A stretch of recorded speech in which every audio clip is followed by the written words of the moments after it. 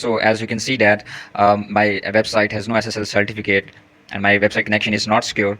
So I'm going to install an SSL certificate using a free plugin. Go to the plugin section, click on add new. Here you can upload a plugin zip file. Also you can add plugin from here, like search SSL. So first one, really simple SSL plugin, install now, because it does not require any setup, so it's very easy plugin. After installation, click on activate. Okay, the plugin is activated. Click on activate the SSL.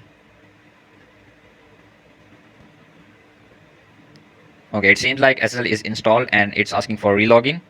Relogin your admin panel.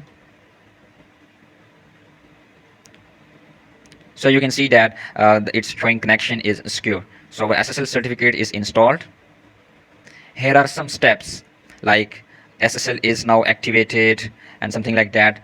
You can check the website and then cancel this. So you just have to cross all these steps because these were some tasks. So visit your site. You can see the connection is secure.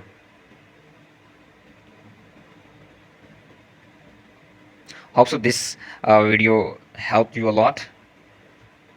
So if you like the video, please subscribe my YouTube channel, e-commerce blend, so you can get WordPress related updates regularly.